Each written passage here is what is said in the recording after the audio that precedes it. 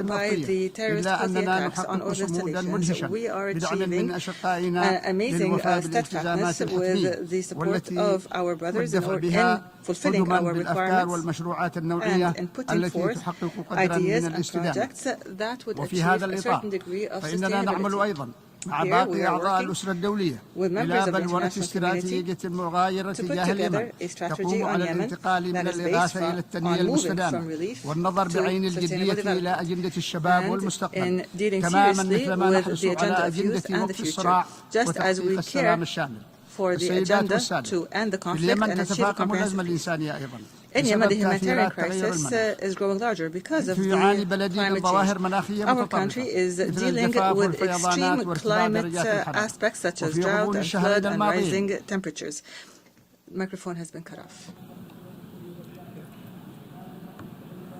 I thank the President of the Presidential Leadership Council of the Republic of Yemen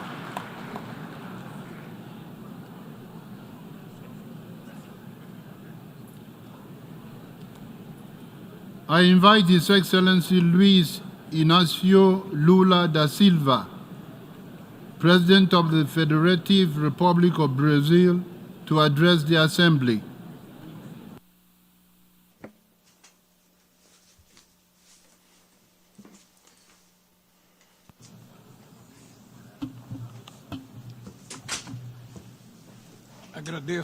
I would like to thank the Secretary General Antonio Guterres for the initiative to promote this summit of the future. I congratulate Germany and Namibia through Chancellor Olaf Scholz and President Ngolo Mbamba for leading the process that brought us here.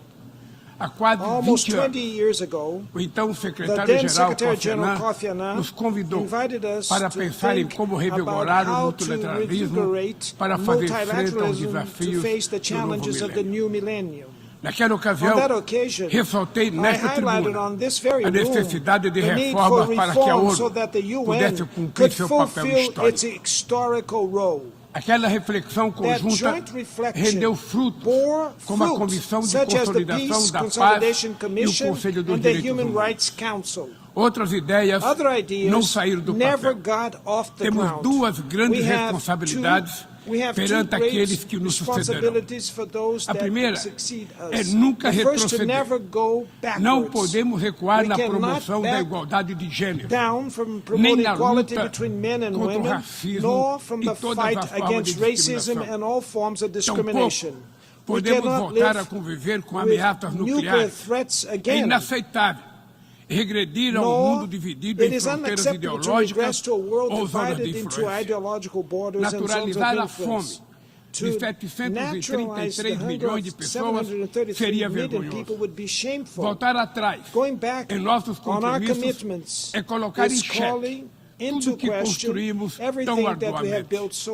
Os Objetivos de Desenvolvimento Sustentável foram o maior empreendimento diplomático dos últimos anos e caminha para se tornarem o nosso maior fracasso coletivo. No ritmo atual de implementação, apenas 17% das metas da Agenda 2030 serão atingidas dentro do prazo. Na presidência do G20, o Brasil lançará uma aliança global contra a fome e a pobreza para acelerar a superação desses flagelos. Na COP28 do Clima, o mundo realizou um balanço global da implementação das metas do Acordo de Paris.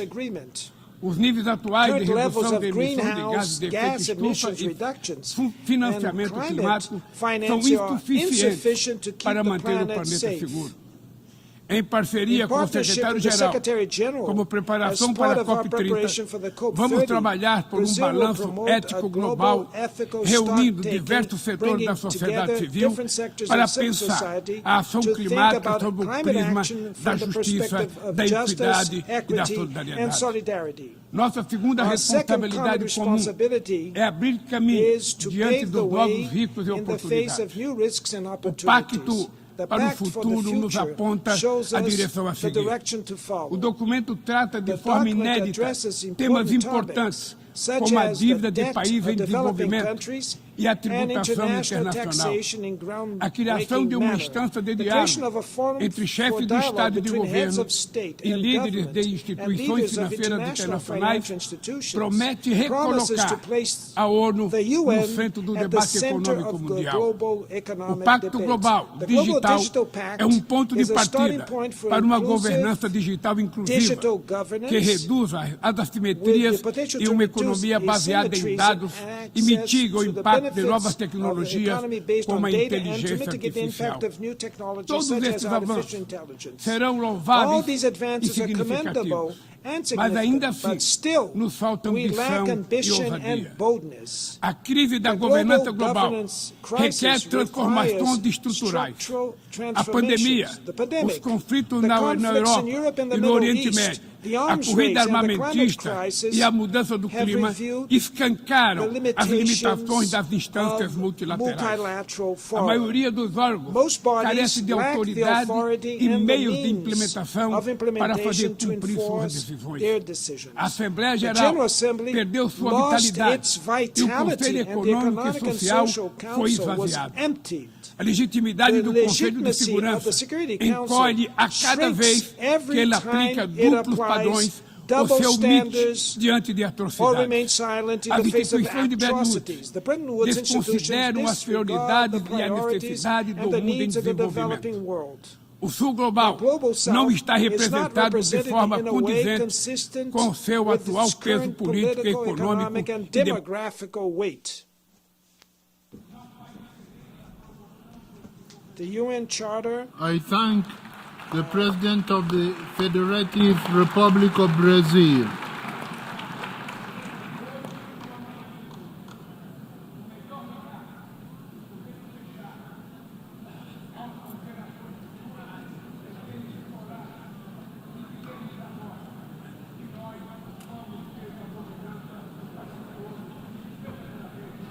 We need courage and political will to change, creating today what we want for tomorrow.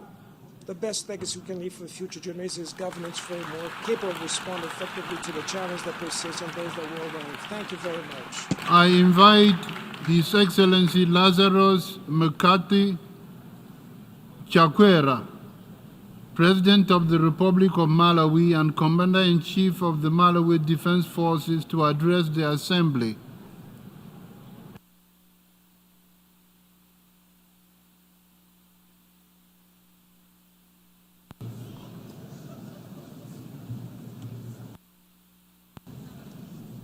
Your Excellency, Mr. Philemon Young, President of the 79th Session of the United Nations General Assembly,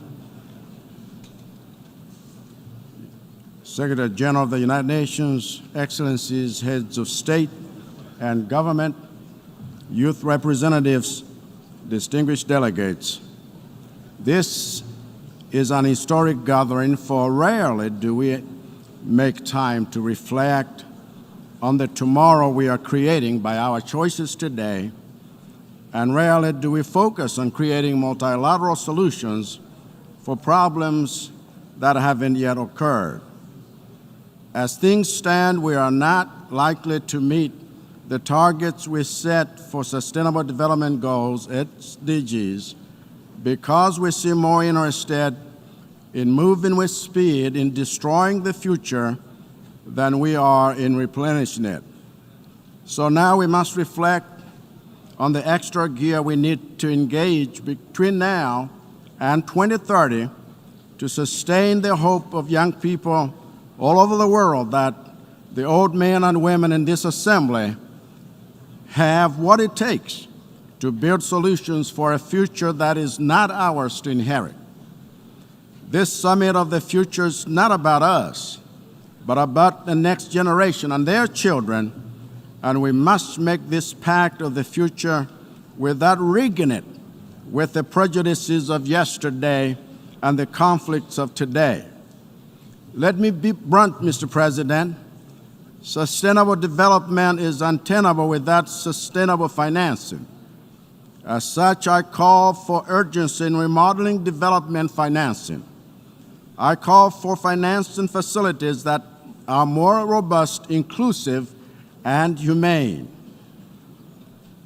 I call for financing that will catalyze global development in developing countries, because the underdevelopment of LDCs is a drain on the potential of the Global South and the Global North alike.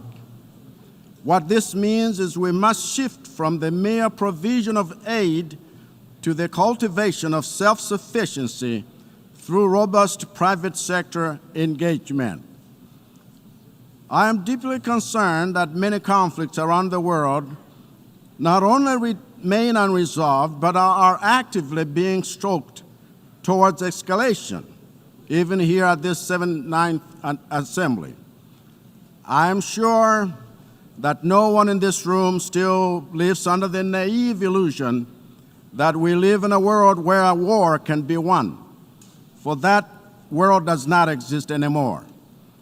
We must pursue a rules-based approach that seeks peaceful solutions to disputes, for it is evident that the current multilateral system has proven significantly inadequate in resolving these conflicts. We recognize the global utility of artificial intelligence in terms of improving productivity and decision-making processes. However, the least developed countries are faced with significant challenges in coping with this unprecedented technological advancement. It is therefore imperative that the global world makes deliberate efforts to improve the capacity of LDCs to reduce the digital divide. In Malawi and invariably in the rest of Africa, the youth are not just our future, but they are our present as well. We therefore must exploit this demographic dividend by developing technical skills and harness the enormous potential of the youth in order for us to achieve this fourth industrial revolution.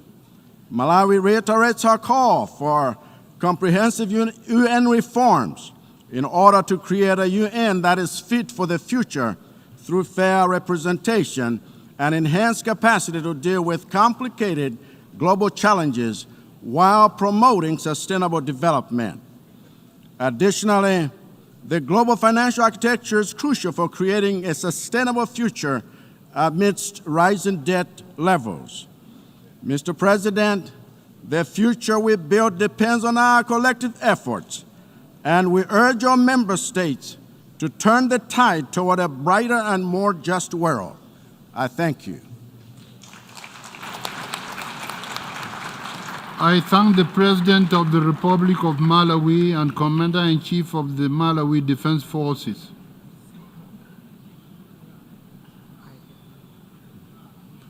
I invite His Excellency Sadir Zaparov, President of the Kyrgyz Republic, to address the Assembly.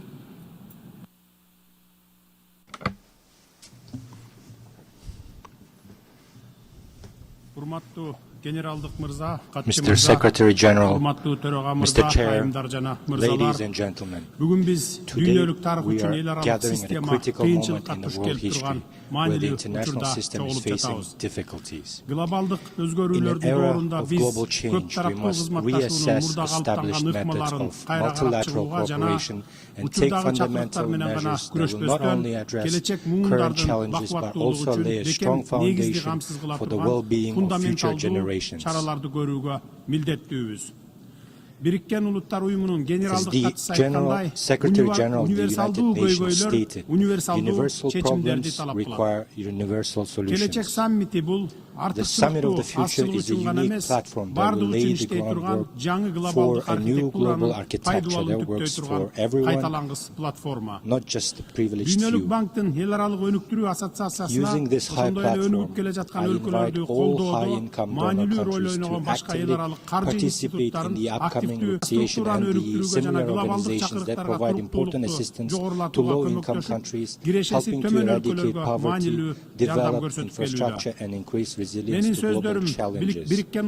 My views align with the document SDGs 2030, where the document outlines three main actions: addressing the issue of high debt cost and the growing risk of debt crisis, узак scaling мөөнөттүү up жана the жеткиликтүү accessible каржылоону long-term кеңейтүү, development financing ошондой and эле expanding кризистерге emergency funding тез for жооп берүү countries in механизмдерин need. түзүү. Азыркы мен келечектин To build the strong ортосунда bridges between the бекем present and the көпүрөлөрдү future, куруу we үчүн биз must элдердин strengthen the ортосундагы connections байланыштарды between бекемдешибиз керек. nations. Коронавирус The пандемиясы coronavirus кызматташуунун pandemic учурдагы clearly механизмдери demonstrated that the заманбап existing чакырыктарга mechanisms жооп of бербей тургандыгын corporations do ачык not meet көрсөттү. modern Ошондуктан challenges. келечек Therefore, саммити the Summit of глобалдык the Future is мамилелерди кайра considered an карап чыгуу important үчүн platform маанилүү for rethinking платформа болуп global эсептелет. relations. Бүгүнкү Today, күндө the дүйнөлүк коомчулук international көптөгөн community кыйынчылыктарга faces many туш болууда. challenges. The rise in the Аргасыз number of мигранттардын forced санынын өсүшү, migrants, климаттык increasing climate коркунучтардын threats, күчөшү, and the ошондой эле unjust ресурстардын жана distribution of байлыктардын resources and адилетсиз бөлүштүрүлүшү. Биз жетишкен ийгиликтер The көбүнчө successes we have коомдун аялуу achieved катмарларына often do not жетпейт. reach the most Көп vulnerable тараптуу segments of башкаруубуз society. үчүн адилеттүүлүккө таянган жаңы We ыкмалар need керек. new approaches to Ошондуктан тез multilateral арада governance based чечкиндүү on аракеттерди fairness. That башташыбыз is why we керек. must take Бүтүү decisive отуруунун action as soon убактысы as бүттү. possible. We do not have Кыргыз time to wait. Республикасы бул ишке, The Kyrgyz бул Republic улуу is ишке ready to өз салымын contribute кошууга to даяр. this great cause. Биз кабыл алып жаткан We келечек support пакты, the ошондой эле adopted келечек муундар pact жөнүндө for the декларацияны future. кабыл алууну колдойбуз. Анткени дал ушул We also support кийинки the муундар биздин бүгүнкү чечимдерибиздин adaptation of the жүгүн Declaration мойнуна of Future алышат. as it is the future Туруктуу generations өнүгүү who will bear максаттарынын the аткарылышын greatest burden of тездетишибиз керек. decisions we make today. Биз өтө We жакырчылыкты must жоюуда, significantly инфраструктураны accelerate the implementation өнүктүрүүдө of the жана Sustainable санариптештирүүдө, Development Goals. ошондой We эле have made жашыл significant экономикага progress in өтүүдө eradicating олуттуу extreme ийгиликтерге poverty, жетиштик. developing Туруктуу infrastructure, өнүгүү and максаттарды аткарууда digitalization. биздин тажрыйбабыз көрсөтүп тургандай, Our туура көз караш experience жана in саясий achieving the эрк менен Sustainable Development Goals has ресурсу shown that чектелген with the өлкөлөр right дагы vision and аткараларын political will, көрсөттү. even small countries with Урматтуу limited саммиттин resources can катышуучулары, succeed. биз азыр Dear кабыл алган participants of чечимдерибиз this бир summit, эмес, бир the нече decisions we муундун make тагдырын now will аныктайт. shape the fate of more than one Эсиңиздерде болсун, generation. келечек Remember, the абстрактуу future is түшүнүк not an эмес, abstract бул concept, биздин it is жамааттык our collective жоопкерчилигибиз. responsibility. Муну биз It is what we балдарыбызга, leave as a неберелерибизге legacy жана to our бизден children, кийинкилердин grandchildren, баарына and мурас all who кылып come калтырабыз. after us. Бүгүн биз The түптөп world we жаткан are дүйнө building today алардын will үмүтүн become жана the source of their кыялдарынын hopes and башаты dreams. болот. I Мен invite сиздерди, you, урматтуу esteemed лидерлер, leaders, to өз ара become ишенимге, өз ара architects пайдалуу of a кызматташтыкка future жана based on кынтыксыз mutual trust, адилеттүүлүккө негизделген mutually beneficial келечектин cooperation, and архитекторлору impeccable болууга чакырамын. fairness. Биз бул We жерден cannot live чечкиндүү иш here аракетсиз without тарап taking кетүүгө акыбыз жок. decisive action. Келечек бизден The future убакытты demands создуктурбай, bold and тайманбастык ambitious менен steps жана from us. дымактуу иш аракетке өтүүнү талап кылып турат. Көңүл Without бурганыңыздар any үчүн delay. рахмат. Thank you for your attention. I invite His Excellency Cyril Ramaphosa, President of the Republic of South Africa, to address the Assembly.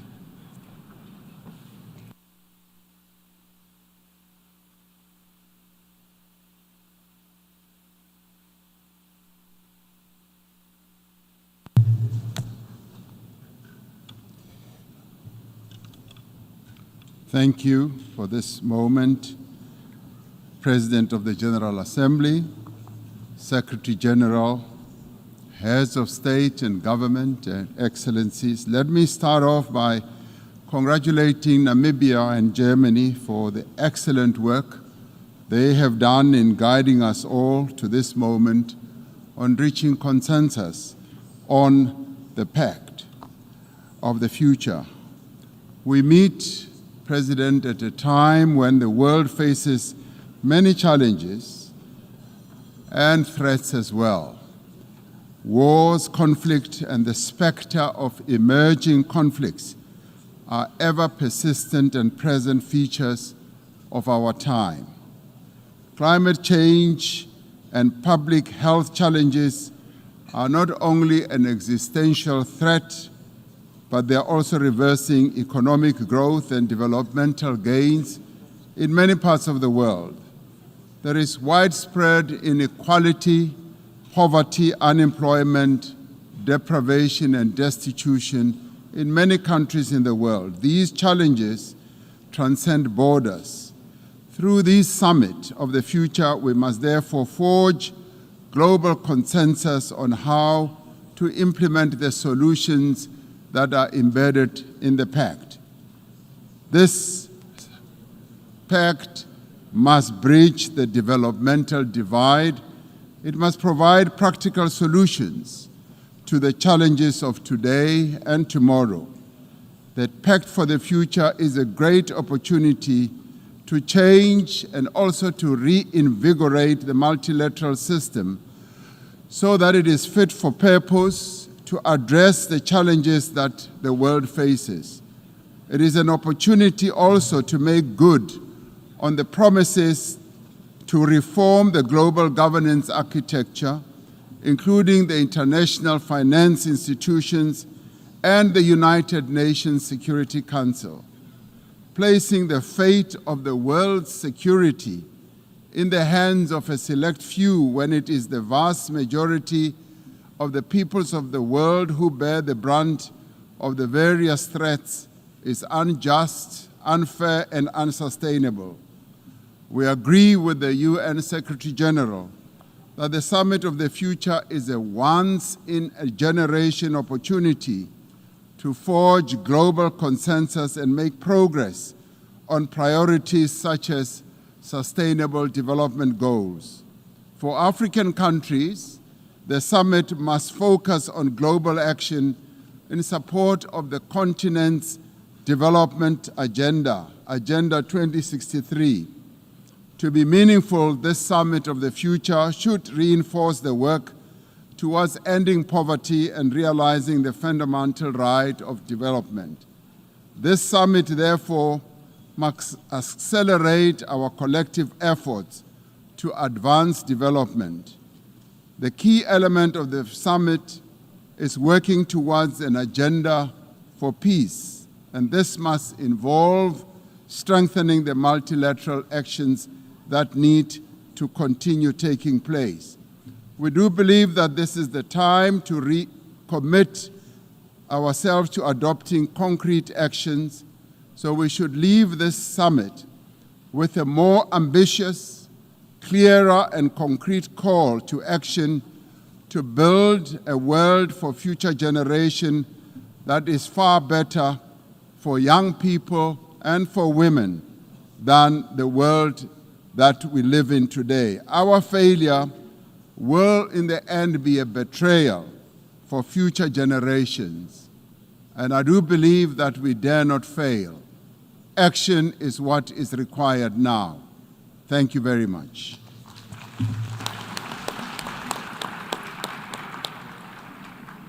I thank the President of the Republic of South Africa. I invite His Excellency Joseph Numa Boakai, President of the Republic of Liberia, to address the Assembly.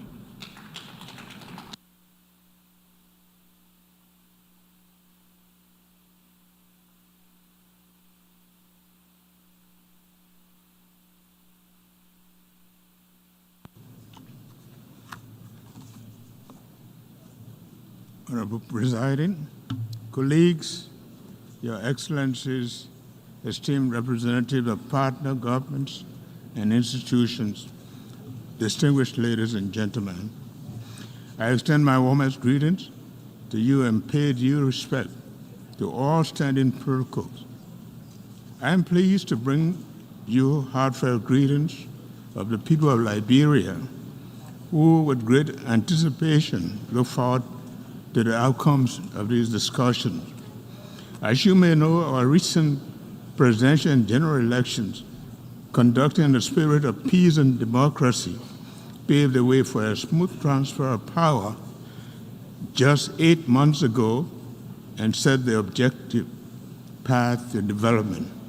In light of this, we have introduced ambitious agenda focusing on agriculture, roads, rule of law, education, sanitation, and tourism as the foundation for achieving our sustainable development goals. We are gathered here